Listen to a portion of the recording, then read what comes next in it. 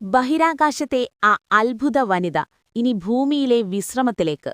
27 വർഷത്തെ ഐതിഹാസികമായ ഔദ്യോഗിക ജീവിതത്തിനുശേഷം നാസയുടെ ഇതിഹാസതാരം സുനിത വില്യംസ് വിരമിച്ചു. ഇന്ത്യൻ വംശജയായ സുനിത അമേരിക്കൻ നേവിയിലെ ഒരു ഹെലികോപ്റ്റർ പൈലറ്റായാണ് തന്റെ കരിയർ ആരംഭിച്ചത്. 1998-ൽ നാസയിലെത്തിയതോടെ ആകാശം കീഴടക്കാനുള്ള അവരുടെ യാത്ര തുടങ്ങി.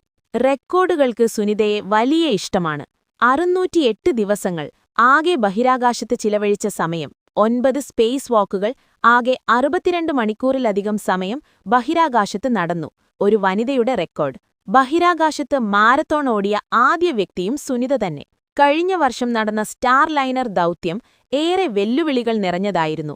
8 ദിവസത്തെ യാത്ര സാങ്കേതിക തകരാറുകൾ മൂലം 9 മാസത്തോളമാണ് നീണ്ടുപോയത്. പ്രതിസന്ധികളിലും പുഞ്ചിരിയോടെ നേതൃത്വം നൽകി അവർ ലോകത്തെ വിസ്മയിപ്പിച്ചു. ബഹിരാകാശമാണ് എനിക്കേറ്റവും പ്രിയപ്പെട്ട സ്ഥലം, വിരമിക്കൽ പ്രസംഗത്തിൽ അവർ പറഞ്ഞു. വരും തലമുറയിലെ ബഹിരാകാശ സഞ്ചാരികൾക്ക് വഴികാട്ടിയായി ഒരു വലിയ യുഗത്തിന് സുനിത വില്യംസ് വിരാമമിടുന്നു. സല്യൂട്ട് സുനിത. സുനിത വില്യംസിനെക്കുറിച്ച് നിങ്ങളുടെ പ്രിയപ്പെട്ട ഓർമ്മയെന്താണ്? കമന്റ് ചെയ്യൂ.